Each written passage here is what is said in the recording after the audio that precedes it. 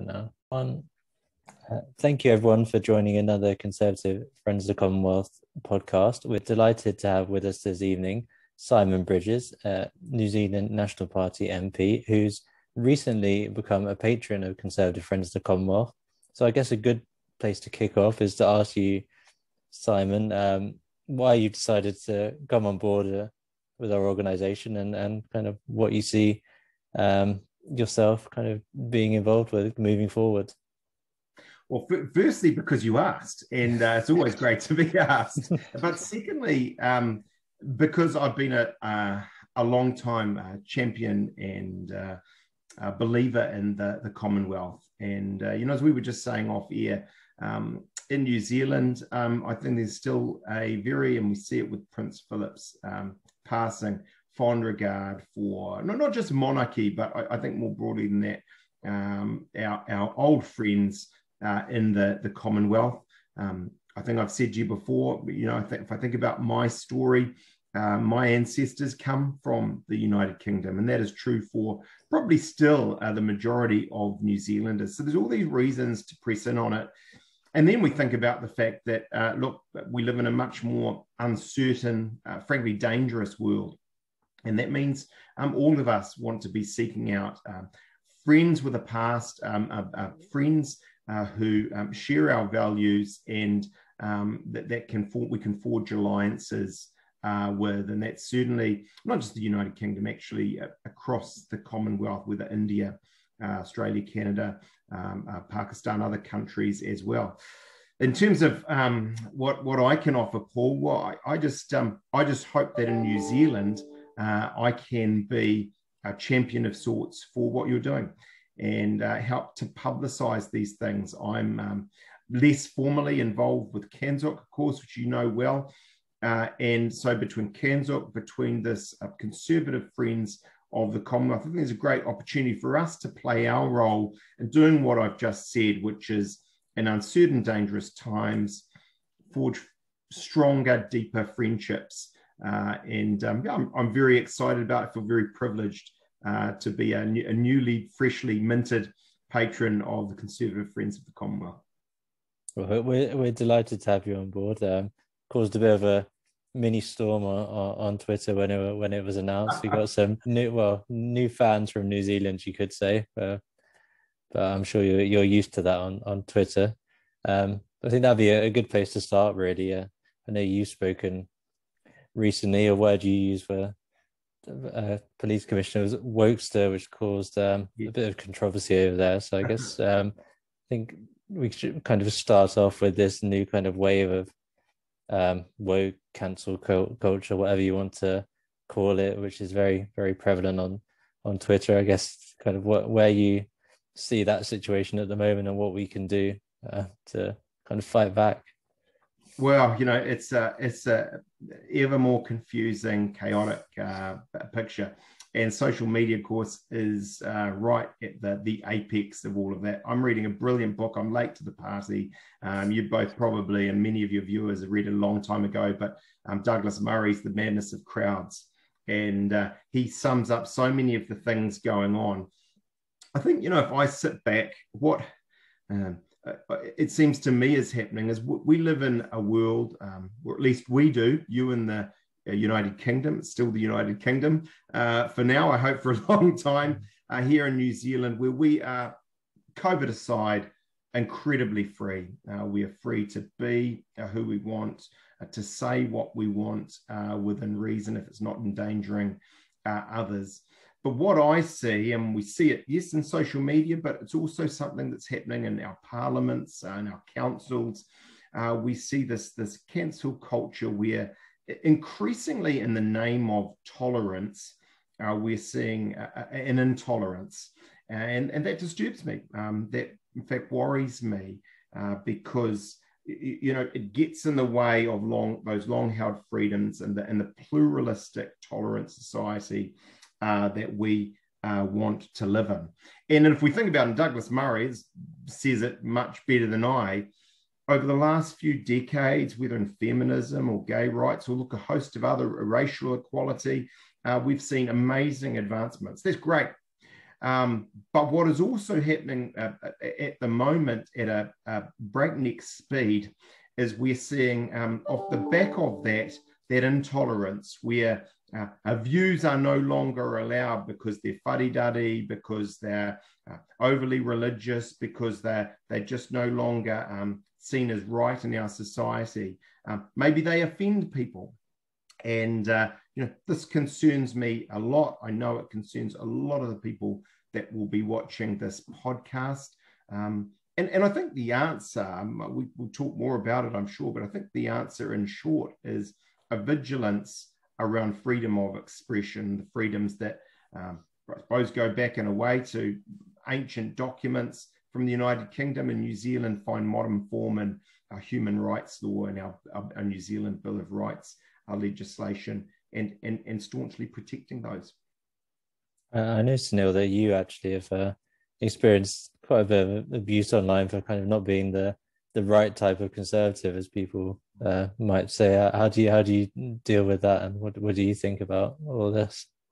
It is difficult. I actually think I get it a bit easier on Twitter and general social media. I actually think it's becoming dangerous to the point where if you're a white middle-aged male, we're getting to a stage where I think there's very few things you can say on social media. I think there's this almost, when we had Robert Spalding on this platform, me and Paul did a really good talk with him, and he talked about how we're getting into this scary kind of scenario where if you can prove you are a minority that has suffered the most historically, what you say, your words are more valuable rather than what you're actually saying. And he kind of doesn't like the idea that we're moving towards a society rather than being based on knowledge-led or factual-led. We're looking at certain types of people our answers from, which I kind of feel is where we're at. And me and Paul have discussed this quite a bit on our sort of platform. And we speak about it with our team as well, because we do get, as an organization, naturally a fair amount of Twitter abuse. And I, to be honest, the one thing I always say to our social media officers, I always say, this is a great thing. Like, actually getting that sort of abuse is, it shows that we're actually doing something as an organization, that people feel threatened. And we've got to have that security in ourselves to know that, we, as long as we stay factual, we stay secure about what we're doing, there's no reason to tolerate any abuse or take any abuse. And Twitter sometimes gives this idea that it's a conversation, but it's not really. It's people screaming at each other as what's going on, which is the thing I dislike about it the most. And I kind of, with Simon, how did it happen for you in terms of how did you become aware of, if you like, wokeism? Was it just off Twitter where just getting high levels of abuse? Well, even using the term drives abuse in New Zealand. So you face this issue that Douglas Murray talks about. Do you sort of stand up for what you think, or do you take that easy path of kind of not worrying about it and getting on with your life? And of course, the three of us maybe, and some of our viewers are some of the few that decide foolishly perhaps to enter the fray on these things.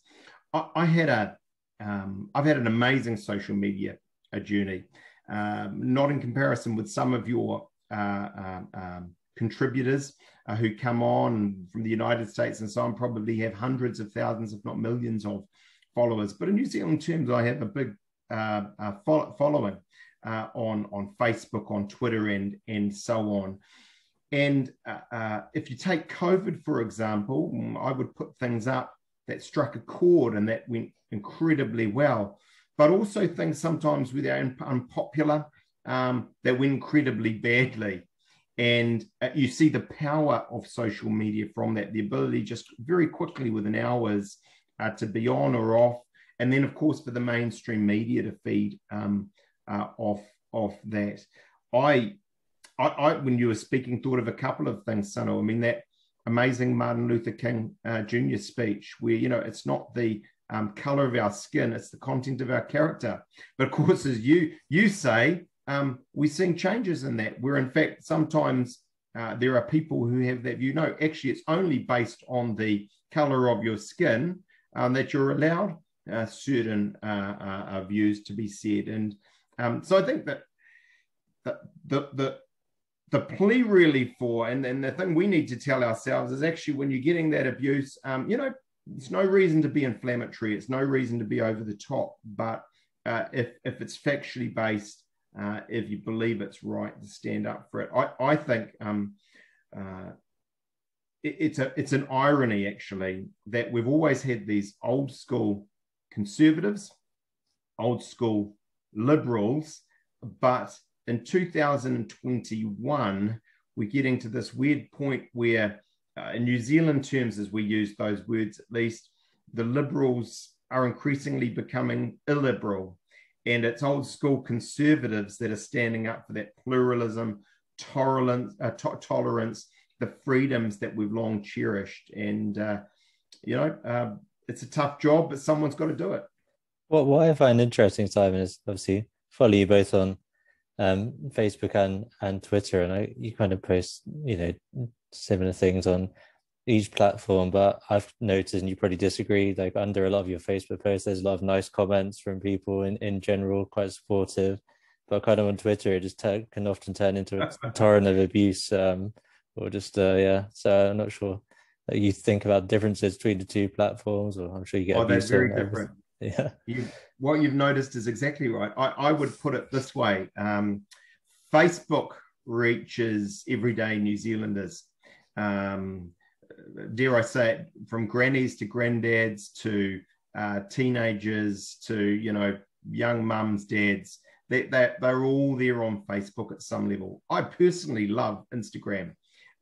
It's less political, if you like. It's beautiful pictures. I can follow my love of Yorkshire countryside, or someone with a metal detector and the amazing finds they're finding somewhere in Europe. And then, of course, there's Twitter. And dare I say it, and I mean no disrespect to either of you two or myself, who are on Twitter a lot. I don't know that a lot of real voters, at least in New Zealand terms, spend their time on Twitter. What I do find, though, is it's very much where our media and political establishment are. As you say, maybe not anymore having conversations, sadly, but fighting, disputing. And so on that basis, whereas in the past, start of my political career, it would have been a press release sent by conventional means to mainstream media that was what was effective. Today, no more than a tweet can get one in the news and up in the politics of the day. So they're very different. I'd be lying to you if I said I don't have a sneaky enjoyment of winding up the liberal Twitterati that in New Zealand live in 2 or 3 suburbs in Auckland and Wellington. You'll have those suburbs in London and possibly 1 or 2 other cities as well. But it's worth being on it. Just develop an elephantine like thick skin. I couldn't agree more with the Twitter stuff you're saying. I just think it's I was saying this recently. Twitter for me is London or areas, close areas around London, New York, LA, Auckland, Wellington, Melbourne, these regions. That's it. I think it's a group of 18 to 40-year-old people generally on a platform. And I think it's really weird. Like, I think I always have to tell myself regularly, Twitter is not the real world. Like, I always have to have this thing in my head. I remember last election in our country having this debate with my dad about, we both thought Conservatives were going to win, but we weren't sure by the margin. And I went with, I think, a 10 seat margin. My dad went with, he called it quite well. He went for 90. And I remember saying to him, there's no way 90, you do not see the amount of abuse we get on social media and stuff. And he's not as active as much as I am. And obviously, in the end, we got like an 80-seat majority. So it's a complete. But on the day of Twitter, on the day of the elections, what was trending was all bad things. It was Tories out, Corbyn for PM, Boris out, and the result was Labour's worst result since like 1930s, and one of our best results in history. So it was. I think that's my kind of take on it. Just keep reminding myself Twitter is not the real world.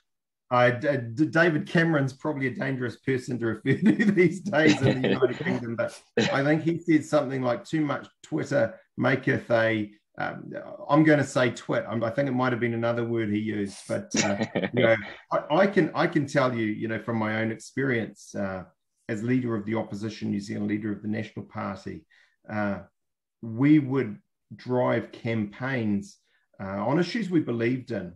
But also we knew that the liberati, if you like, didn't believe in. There was one around gangs, a growing problem with organised and criminal gangs in New Zealand. In a sense, I suppose, from the woke left, that look, actually, they just need to be understood and we need to have more discussion. And we had a much more uncompromising policy on these things. Well, if you read Twitter, you would think that I was Satan in the flesh for this policy, but I know that many New Zealanders it resonated with. Many other examples where Twitter would go wild, but clearly we saw our popularity grow off the back of some of the social media campaigns we used. Scott Morrison talks about the quiet Australians.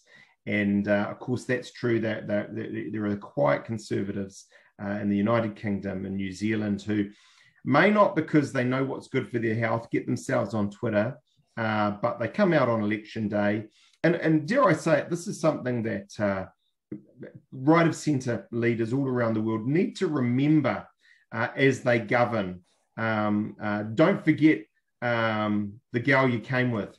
I think one prominent politician said, and you don't want to forget the base because the base is everyday New Zealanders, everyday Britons who just have common sense views. They're not woke, they're not on Twitter, and we don't want to forget about them. You mentioned policing, and that's something that I definitely want to hear more about. I'm not sure how much you've followed in the UK, but it's been quite a sort of contentious topic now.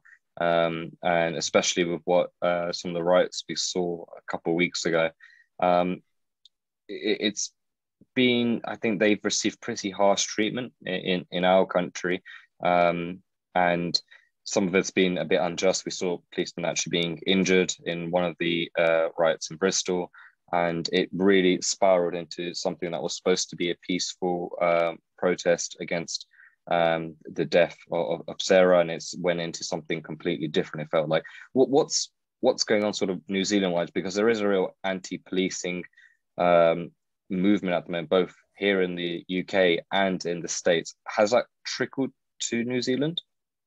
Yes, I mean, look, what is so amazing, Sunil, is the phenomenons we're talking about. They are because of Twitter, because of social media, maybe also in a sense because of COVID, because we are all sitting at home drawn to these things. They're global.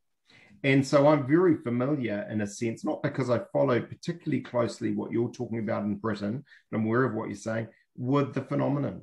In New Zealand, in a sense, the response has been one where, with growing crime, with a very real problem where our Aussie cousins send over their worst criminals. They're called 501s, and there's a legal dispute, if you like, about that. That crime problem is growing. Police, it goes without saying, but I should say it because I wouldn't want anyone to misinterpret what I'm saying here, do a tough job. I wouldn't want to do it. And all New Zealanders, I think, or most New Zealanders appreciate very much what they're doing. But the response in the hierarchy of the police, and also in our left of centre Labour government, has been one at a level of going woke, of saying, you know what, we are going to buy into all of this and have a soft peddling on these issues. And The problem with that, quite simply, and I make no apologies, I'm a former Crown prosecutor, a criminal lawyer. I have an uncompromising position on these things, is that going soft is rather soft-headed and has meant in our prisons over the last 3 years, whilst the prison population, because of fewer arrests and the like, has gone down about 15%, actually the level of violence, both in society but also in prisons, is up around 90%. As we see prisons burning, as we see just in the last few days, actually over the weekend, gang shootings in our biggest city, Auckland, more recently in my city as well. So it's a slowly unfolding, I don't want to be inflammatory, but real problem in New Zealand. If I can slightly digress, and I hope I'm not stealing your thunder. I mean, you mentioned it before we went on, and allied to all of this is an issue with hate speech. We're different issue, but what we see is in your country, I've watched in places like Merseyside, police saying, look, being offensive is an offence. I think they backtrack from that, but we have right at this minute, literally in the last week or so, seeing more detail released about hate crime laws that will be coming to our parliament this year. And they really worry me, because it is at that level of insulting communications, which seems to me very intolerant. I fully support laws that are about stopping incitement of violence. But I think to go back at that, no, look, I'm insulted, therefore I'm triggered, and we're going to make this criminal. That's not a free society. It's not one that I would want to live in. Something which I've kind of spoken about with people and kind of generally kind of agree on it is that a lot of this we think, especially in the UK, maybe now it's trickled through to New Zealand, are the fact is kind of English kind of speaking countries, we have those close ties kind of culturally and with the US, and a lot of these kind of woke-isms, as we can say, start off in America, in California, in LA, and then they sort of trickle over here. A lot of anti-police sentiment. You have people here talking about the feds, you know, as if that makes any sense in the context of the UK system. And I speak to people in, for example, France, where you could say there's less of a cultural tie and a linguistic tie with America, and they look at the UK and they probably look at New Zealand, some of these things, the people being cancelled, and they just find it completely ridiculous that we're kind of sinking to this level. And you know, people like President Macron, for example, whether you agree with his policies or not, doesn't really take any rubbish from these people on the kind of extreme Twitter left. And I think, yeah, what we've seen here is a real kind of, you know, almost things in the US being projected or, you know, taken by people here and then turned into protests here. I'm not really sure where. Can't do anything about that, obviously, but I think it's just something that we have issues in the US which are being projected here, and a lot of them don't really have any grounding here or in New Zealand or in Australia. You're so right. And in fact, when I made my famous or infamous in New Zealand comment about our Wokester commissioner, and, you know, perhaps I shouldn't have personalized it in that way, because it's a broader issue than one person. The comment, I think, from the commissioner in a parliamentary exchange was, well, Black Lives Matter and these issues in the US, but for all the reasons you say and more, Paul, that's an entirely inapposite analogy. New Zealand, or Britain for that matter, just aren't the United States of America. Actually, I can get behind a lot of what happened in Black Lives Matter, in as much as what happened to George Floyd is a heinous situation. We watch what happens in the courts with great interest, but that's not New Zealand. That's not our constabulary. That's not our experience. And so to sort of draw from over there and say, well, we need radical change in the New Zealand police force when we have one of the least corrupt, one of the best performing in the world, is just inapposite. actually totally wrong. I think it's I've been really trying to think about this, why it's grown so much in the UK, and it's probably something that New Zealand are probably thinking about too. Why are we talking about this so much? I look at police brutality, for example. That was the thing that people were really discussing. Our numbers are incredibly low. I'm not saying one is too high, of course, but generally speaking, one is we do fantastic in terms of how good our police is. And I think that the problem is, and I don't think there's really necessarily a solution, is I can give you the statistics on our policing. I can tell you why they're amazing and the great things they've done. But the reality is it doesn't spark the same emotion or feeling of when you see a police officer with his leg on someone's neck. And I think that kind of triggers an emotional response. Well, I'm sure three of us felt something when we saw that. My problem is we were also able to retract ourselves, and we're not making statements. We're not going to create policies on that sort of video alone. And I think it just seems in the UK, I've been getting really annoyed with the anti-police sentiment. I've been trying to use the example of NHS doctors in our country and nurses who are incredible people. But they kill people every year. There are doctors and nurses who deliberately kill children. When they perform surgery, they deliberately will do things to patients that are just horrible and wrong. That doesn't mean we all go into the NHS hospitals and start screaming abuse at every doctor, every nurse. We don't start yelling defund the NHS. And so I'm really not a fan of this targeting a whole police force or something that happened in America because of a poor choice or poor actions of one really bad man. I think it's just really digressed into something quite toxic and bad, to be honest. And I'm not sure if I was why somebody would want to be a police officer, other than having huge national pride right now, because I think you are subject to so much horrible abuse on, especially on social media. I personally doesn't really sit that well with me. And I wanted to know, you've also made those comments about the police commissioner. What would you like to see happen in New Zealand with regards to police? Well, funnily enough, or not nothing funny about it, but listening to you both, I think I should first emphasise that, look, in New Zealand, there's no doubt the vast majority of New Zealanders, the quiet majority, if you like, think the police are doing a very good job. And we've been well served over a very long period of time. I think what's also true and interesting in listening to you is the contrast, if you like, between New Zealand and even Britain, and until very recently, the United States of America, in that you have centre-right conservative governments. We've had President Trump, now, of course, very recently President Biden, whereas in New Zealand, we have a left of centre government. What this means is, what you're saying about those protests, actually, there hasn't been quite the level of in New Zealand. In a sense, why protest when you've got a left of centre government? There's right. Just not quite the same.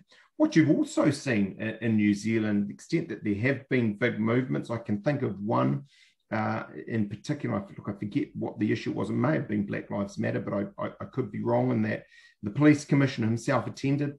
He did not attend in his police uniform. He attended in civvies, if you like. And that, in fact, and I received feedback from police officers, was something they didn't like. And there's a sense that, in a way, in New Zealand, we've got morale issues in our police, but in a sense for different reasons than you have. It's not necessarily as a sense they don't think that the public doesn't back them. It's a sense that actually the government and the hierarchy of the police don't back them to do what they got into the police force to do, which is, bluntly, perhaps a bit crassly, but to catch the bad guys and girls, to go after the robbers and the gangs and the serious criminals.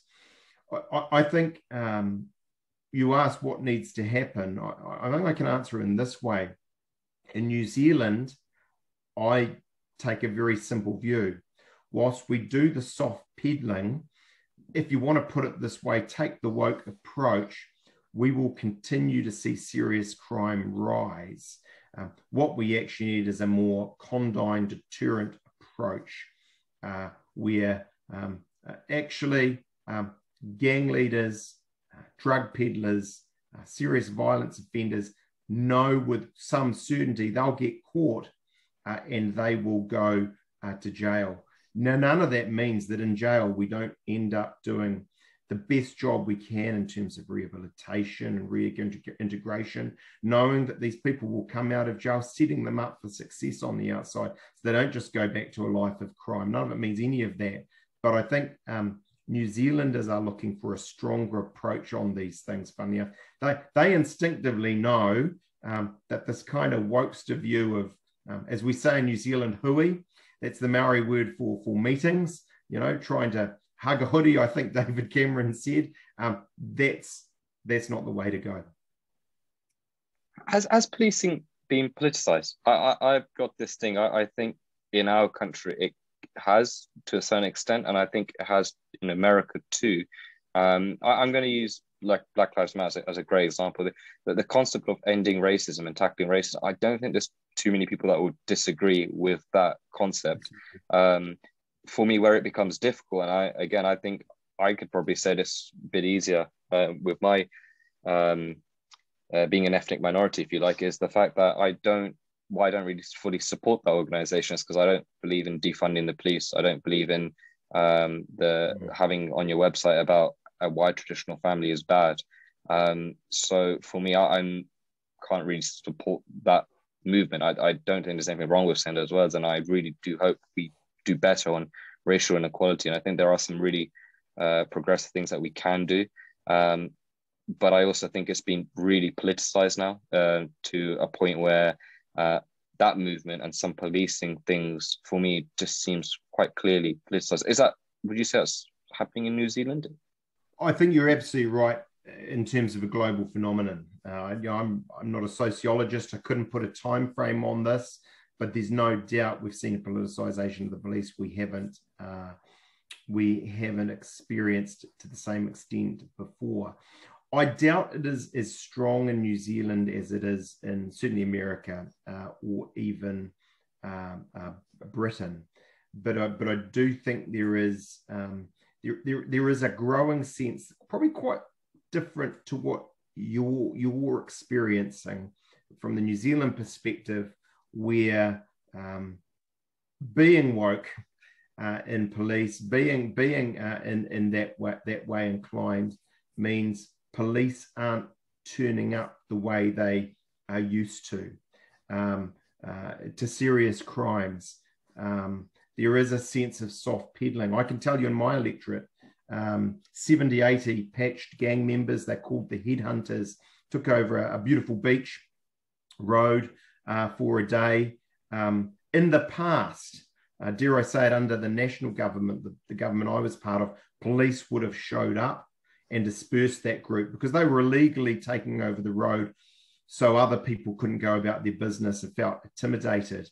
This is just 2 or 3 months ago. Today, police don't turn up, and I think that many New Zealanders are seeing these things all around the place and have a very real sense that is the politics of policing, the wokeism creeping in a way they don't like. I think there's so much divide going on. It seems almost everywhere with regards to policing. But one thing that I thought was really remarkable from you guys in New Zealand was the respect you showed Prince Philip following his death. I think there was a real warmth in happiness in seeing New Zealand MPs singing how great thou art. How did that come about? Was that something you guys discussed internally before, or did it just sort of manifest on the day? It was very common in New Zealand in a sense. I suspect in a way that you just don't see in other Western parliaments to have a singing or a waiata, as it's called in Māori and Te Reo. And so there was certainly universal agreement that the parliament would suspend normal business, have speeches from the leaders of our various political parties and actually some other members of Parliament in regard to the passing of Prince Philip. And then, in a sense, spontaneously, but also not unexpectedly, there was a waiata. And as I say, it's not entirely uncommon, but, I think it's a great and fitting tribute for a great man and someone who, in a sense, was in his support for Her Majesty the Queen, an anchor, someone who really gave us all a sense in the Commonwealth of stability, of continuity, despite all the crazy things we've been talking about and that continue to go on. So I'm chuffed. I didn't actually realise that, but it makes sense that, in a sense, us singing went global. And people saw that, and that mark of respect for a great man and for the monarchy, which still holds a very high place in the hearts of New Zealanders. I think it's incredible with Prince Philip, just the amount of places and remote places across the Commonwealth, across the world that he, took the time to visit, often alone, and had a real, connection with a lot of places around the Commonwealth. And we've seen the tributes from everywhere really kind of transcended for the vast majority of times the political divide, and just seen so many nice stories, anecdotes from so many different people who've been touched, even in small ways, or just have, we seen people we know in Trinidad, for example, one of our supporters who just said that everything almost was at a standstill there when the news was breaking, and just someone who's so well respected around the world and around the Commonwealth, just an incredible life. And it's been really nice to see so many tributes coming through, I think. Definitely. Sorry, you go. I was just going to say, was ahead of his times. I was listening to a podcast yesterday, and whether it was the environment, whether it was youth and various youth causes, he was a staunch advocate and believer, not just in the last 2 or 3 decades, but across his life. And as I say, in that sense, he was very much ahead of his times. I wanted to ask actually your thoughts on the monarchy and its role. I think mine and Paul's thoughts are probably quite obvious with the organisation, but I wanted to kind of get understanding your general thoughts on the monarchy and its role it plays as a New Zealander in particular.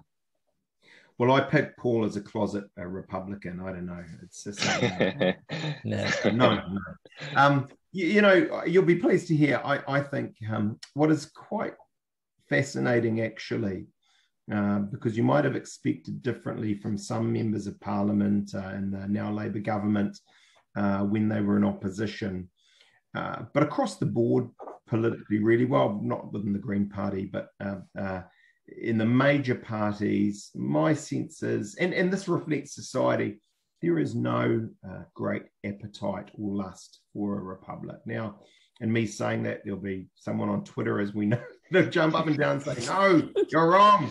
But I think that's where things are at right now. Now, what is always said, and it's somewhat trite, but possibly is true as well, there is always the possibility when one day there is a change in the throne, that view may change at a level. But certainly right now, there's no appetite. I don't know that it will change, actually. I put my cards on the table. If you got me as a child, growing up in a very staunch monarchist household, I would have been a staunch monarchist. I describe myself today, and I suspect a lot of New Zealanders are in this category, as a reluctant, possibly an ambivalent monarchist. And what I mean by that is I've met a number of the royal family. It's been a great privilege. I think Prince Charles, for example, is a much unsung and underappreciated guy, actually. And so I have a very warm regard for the monarchy. As people, I do think, though, if we're a bit honest about this, the notion of heads of state on the basis of hereditary is perhaps incommensurate with modern society. But I find myself in the position Winston Churchill had on democracy. Look, worst possible system, save for all of the other ones.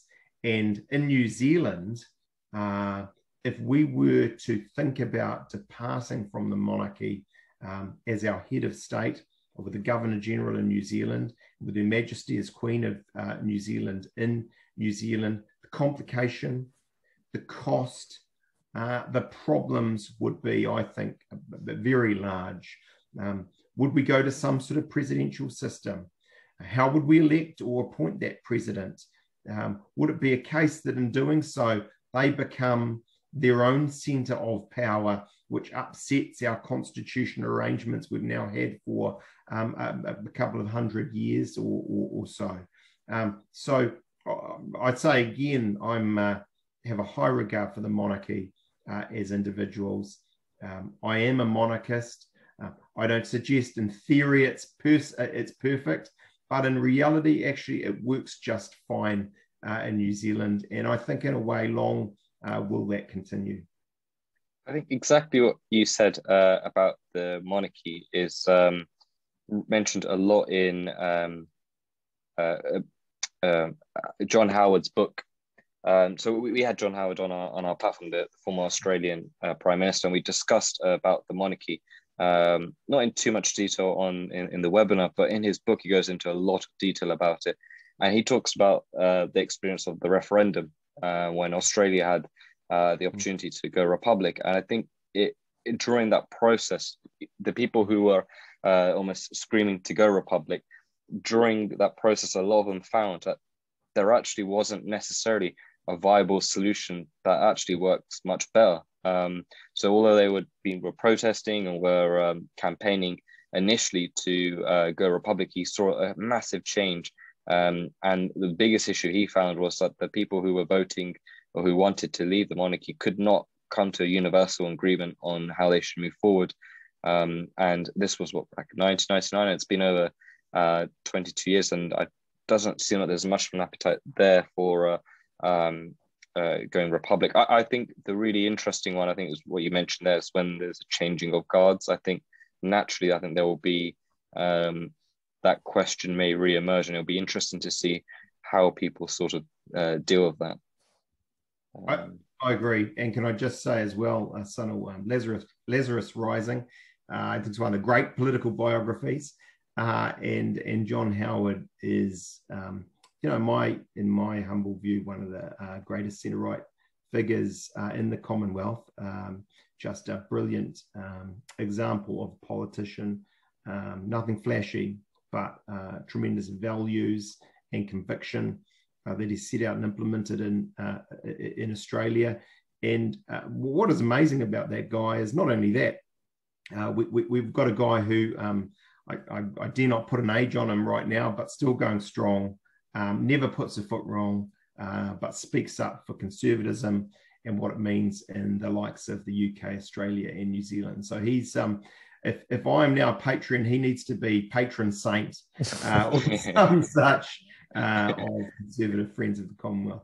All I can say is he had a lot to say about this woke stuff. He's just so up to date with it. We couldn't believe how his finger's still on the pulse of almost everything going on around the Commonwealth and the world, to be honest. Yeah.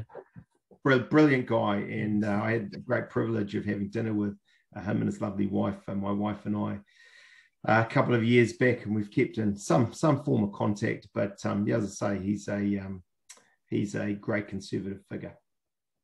He, in that webinar, I think had some amazing one-lines. Like they were just, I've been using one of them quite a bit recently, which was he thinks there's this. He talked about how there's a new shift in politics, which is you select the minority and then you pick policies on the minority. He believes it should be you just select policies. That's it. It should benefit the population. So he used the example of small businesses. So he kept talking about how he was particularly passionate about small businesses because his dad had a small business. And he said, my whole thing about promoting small businesses, you help Indians, you help Chinese, you help Australians, you help everyone. There's no skin color to it. He's like, it's real fear at the moment. What you see sometimes in the UK and more America is this movement towards, you look at a specific group of people and then you select policies on that. And he was the identity politics. He was strongly against it. It was really fascinating to have him at that age, just saying those things. Well, and I agree with him. And the risk of getting myself in trouble yet again on Twitter, if the left continues watching this far. New Zealand, we face these issues.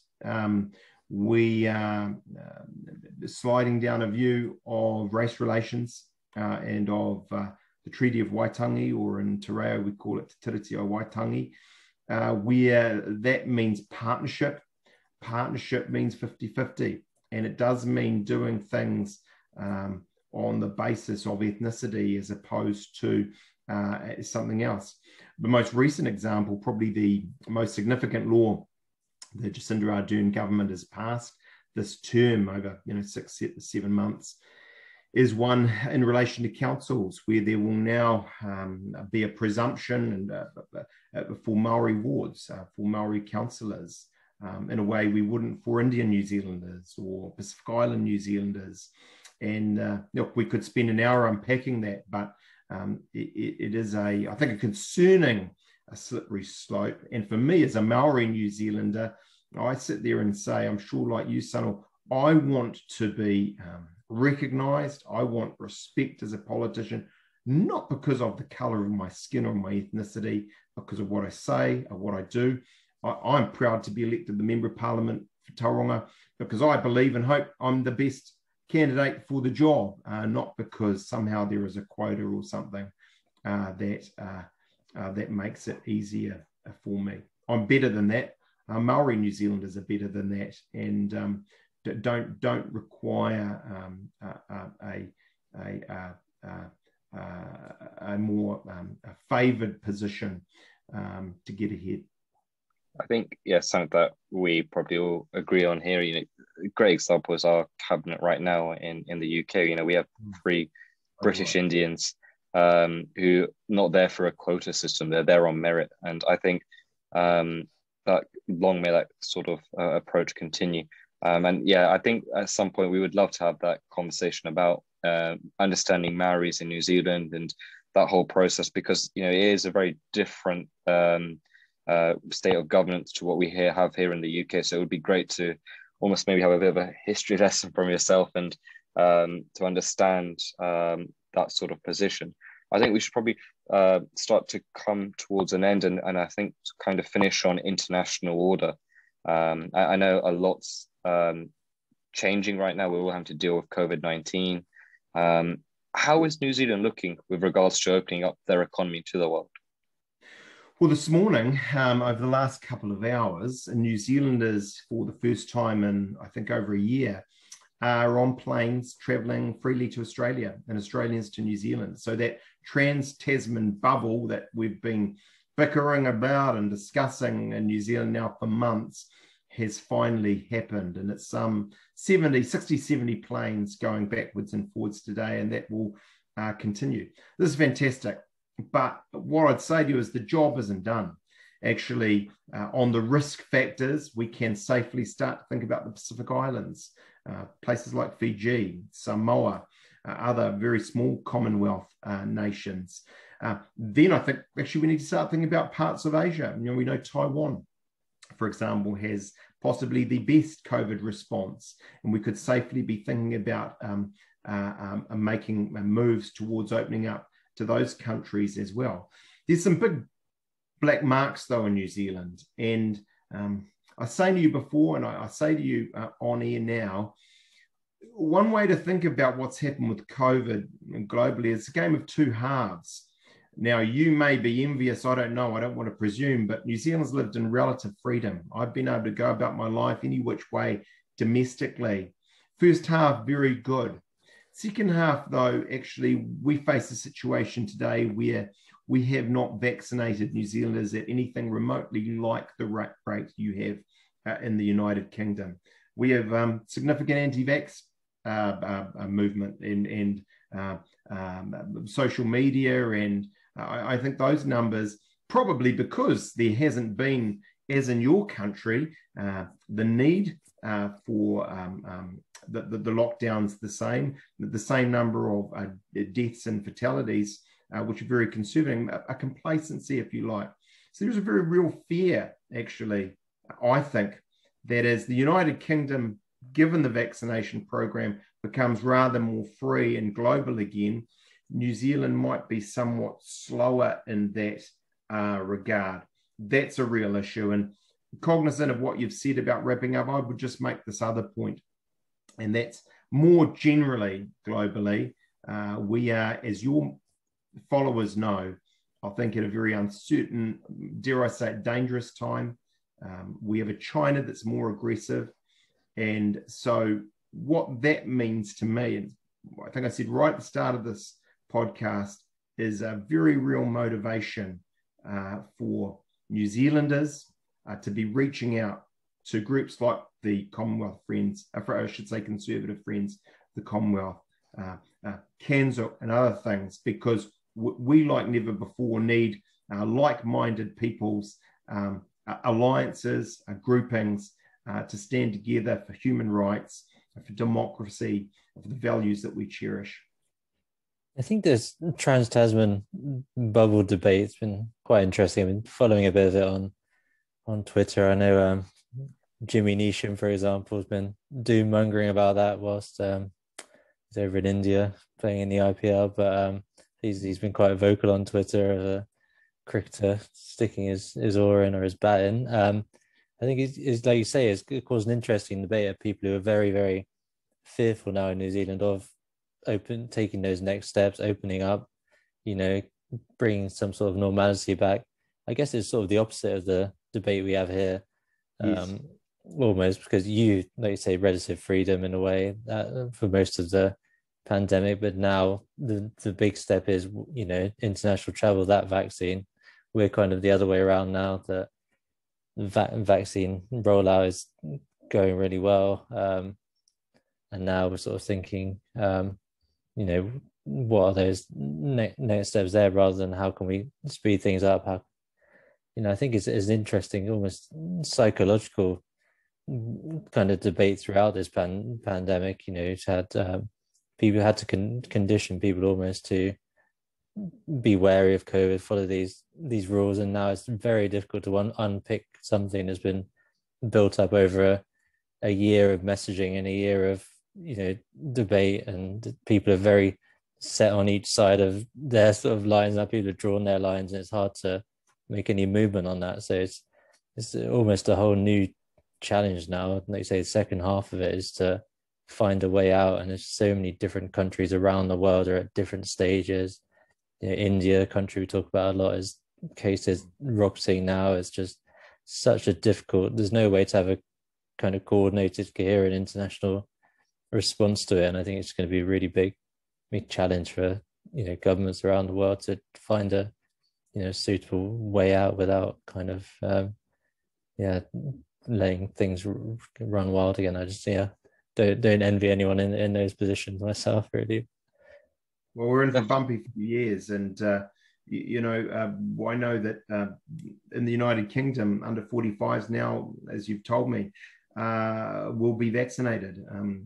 I don't mean to be a doomster in New Zealand. There's a lot that's gone well, but what is also true is I don't know when I will be vaccinated as a just under 45-year-old, 44 years to be exact. And what we have to guard against, I think, is in our desire to stay safe, which is clearly right. We don't become Fortress New Zealand, and we're not rather slower than countries that perhaps had a worse first half, but maybe finished more strongly. Why is New Zealand's vaccination program being so slow? Is it? I'm guessing it's a combination of many things, but why would you say? What are some of the main reasons it's been, let's say, on the slower side compared to some of the other countries? Look, I wish I could give you a good answer. I'm sure there are some technical factors. There are I think a desire to get it right and to be slowly, surely, you know, that the fable of the hare and the tortoise, well, we know who won the race. And so at this stage, it's speculative to say how we'll end, because we don't know. If the vaccination program picks up pace this year, my fears might not be grounded, and we might see actually that we end well as starting well. I do worry, though, if I'm candid here, that there is some complacency. There is some sense that we just don't have the motivation that you rightly have in the United Kingdom, given your backstory on COVID. And we've fallen into this position where actually we just don't need to be motivated, because we can go to the pub, we can play sports, we can do all these things in our little fortress, and long may that continue in a sense. So that may culturally be part of the answer. I hope I'm wrong. I hope that what has been a very slow vaccination process to date does pick up some pace over coming months. I think it's a really fascinating time with regards to foreign affairs and sort of what's going on the world stage. And, you know, when you're talking about COVID, it's impossible not to mention China. And something that I've been really surprised to learn about in the last few months is just how much New Zealand's economy really relies on China. And there's no doubt COVID-19 has left a sour taste in the mouth of many in terms of the Chinese Communist Party and the way they sort of reacted. And we are seeing a lot more open criticism towards them. How do you see the future of New Zealand and China, and what do you think it should look like?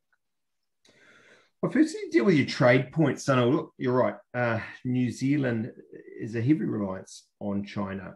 Actually, it's been a wonderful story economically to date, where we have seen that growth be exponential. And in my region, kiwi fruit by the ton going to China. Of course, what we have to do is diversify. And actually, we are slightly more diversified, I would argue, than Australia, where they even have a higher trade dependence on China. But, you know, there's no doubt we need to be motivated. And I would hope the United Kingdom is also, in light of Brexit around comprehensive deal with the likes of the United Kingdom, with the EU and others. So we don't have all our eggs in one basket. We see that contrast with Australia when it comes to China more broadly, where they've been, let's say, rather more robust and rather more forthright in their position. Now, some would argue against that, and you know that's in a sense the view people can take. But I think right now New Zealand is in a position where we're sort of trying to keep our head below the parapet, not stand up perhaps quite as robustly and forthrightly as we could, and I believe we should, on our values, on human rights, whether in Hong Kong, with the increased aggression in Taiwan. And I don't think it needs to be an all or nothing. I don't think we suddenly need to say, well, the trade's going to go down and we're no longer going to be friends with China. I do think, though, what it requires from us is, on occasion, where China is doing things incommensurate with our values and our beliefs, standing up on those issues. There's been some real gaffes from the New Zealand government in recent times. The foreign minister, new to her role, talked about mediating the disputes between China and Australia. One of our ministers, the trade minister, spoke of Australia needing to show China some respect. And I think most New Zealanders say, look, that's not on, actually. We are a long-standing democracy that values human rights, and we're not going to kowtow to any country. We'll keep our independent foreign policy. We're not suddenly going to become deputy sheriff to America or any such thing, but we'll stand up without fear or favour on human rights and our values where we can. I think China is something we discuss a lot on this platform about, and I think for us, we've almost see it as a fantastic opportunity for a number of other Commonwealth countries to kind of step up and help countries diversify their sort of portfolios. As there's a number of countries that offer similar sort of resources and similar geographically locations to China that could potentially mitigate, if you like, the reliance on one country that we have here in the UK, and I'm sure many other countries do. And I think we could probably talk about China for quite some time. So I think we'll probably maybe save that for another day. But yeah, it's been a pleasure speaking to you as always, Simon, and hopefully we can do another one soon. And go from there. Yeah, hey, sounds great. Gentlemen, really good to talk to you. I wish you well as you have increased freedoms and the chance to taste a lukewarm beer at one of your pubs over there. And I wish you well. Let's talk again soon. Thank you, Simon. Great to have you on.